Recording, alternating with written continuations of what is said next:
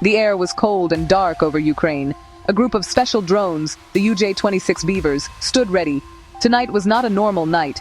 They were preparing for a mission that seemed almost impossible, to fly over 1,000 kilometers deep into enemy territory.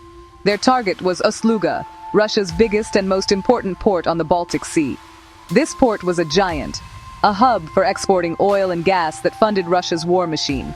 It was considered untouchable, a fortress protected by layers of the most advanced air defense systems in the world. The drones were not just machines, they were symbols of Ukrainian defiance and ingenuity, built to strike back. On the Russian side, there was a sense of complete security. Ust-Luga was far from the front lines, nestled safely near the border with Estonia. Military commanders believed no Ukrainian weapon could reach it. The port was guarded by a powerful combination of defenses. Advanced radar systems constantly scanned the skies for any threat. Panzer missile systems were positioned to shoot down anything that got too close. The entire area was a no-fly zone for unauthorized aircraft. For the soldiers stationed there, an attack was not a possibility. It was pure fantasy. They watched the massive ships load and unload, confident that their steel and concrete world was impenetrable. The Ukrainian drones were designed for exactly this kind of challenge. They were not made of metal, which is easy for radar to see. Instead, their bodies were built from special composite materials, like fiberglass and carbon fiber. This made them almost invisible to the enemy's electronic eyes. They flew low and slow, hugging the dark landscape below to stay hidden. Each drone was packed with explosives, a flying bomb programmed with a single, crucial destination. The engineers who built them knew every kilometer of the journey was filled with danger. They had given these machines the best chance to succeed against overwhelming odds. As the drones lifted off into the blackness of the night, their small engines hummed a quiet, determined tune. They formed a loose group, a swarm of silent hunters embarking on a very long flight. Their mission was more than just destroying a target. It was a message. It was a message to Russia that nowhere was safe. It was a message to the world that Ukraine would use its creativity and courage to fight back, no matter how difficult the battle. This was the beginning of a long journey, a flight through the heart of enemy territory toward a target everyone thought was beyond reach. For hours, the drones flew through the darkness, their onboard computers guiding them along a carefully planned route. They crossed forests, rivers, and sleeping towns, staying far away from known military bases and radar stations. The journey was a lonely one, a silent ballet of machines navigating a hostile world. The operators back in Ukraine could only watch their progress on screens, their hearts pounding with every kilometer the drones covered. They had to trust the technology and the planning that went into this audacious mission. Each drone was a small point of light on a map, inching its way closer to the heavily fortified Baltic coast. Suddenly, danger appeared out of the blackness below. A Russian patrol boat was cutting through the waters of a large lake the drones were programmed to cross. Its searchlights swept across the sky, hunting for any sign of intrusion. The drones were flying low, just above the water's surface, a tactic designed to keep them hidden from larger radar systems. But the patrol boat's crew could still spot them with their own eyes. The drones' programming kicked in, and they scattered slightly, changing their altitude and direction to make themselves harder targets. The operators watched, breathless, as the searchlights passed just meters away from the swarm. This close call was a reminder of the many dangers they faced. It wasn't just the advanced missile systems they had to worry about. Russian patrols, both on the ground and at sea, were a constant threat. A single lucky shot from a machine gun could bring one of the drones down. The drones were not fast or agile like fighter jets. Their strength was their stealth and their numbers. They relied on the vastness of the Russian landscape and the darkness of the night to protect them. The swarm pressed on, having narrowly avoided being discovered before they even reached their main objective. Their journey was a testament to Ukrainian innovation. These drones were not expensive, high-tech weapons from a foreign ally. They were built in Ukraine, often in small workshops, by engineers who had adapted to the needs of the war. They used simple but effective technology to create a weapon that could challenge a military superpower. The drones' composite bodies didn't just make them stealthy, they also made them cheaper to produce. Ukraine could send dozens of them on a mission, knowing that even if some were lost, others would get through. This was asymmetric warfare in action.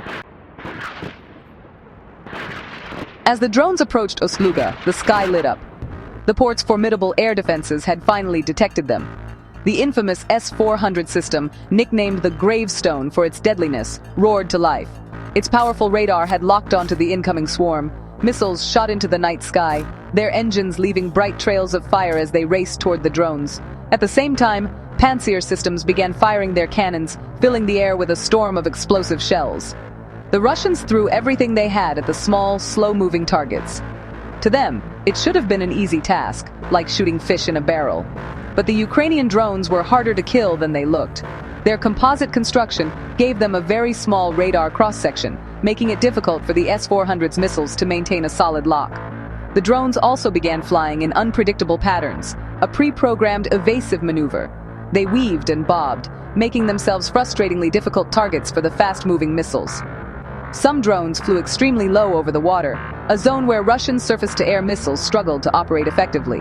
The advanced S-400, designed to shoot down fighter jets and ballistic missiles, was being challenged by something far simpler. The chaos of the defense created an unexpected opportunity. One of the first drones was hit by a Panzer shell and exploded in a ball of fire, but its destruction had a surprising effect.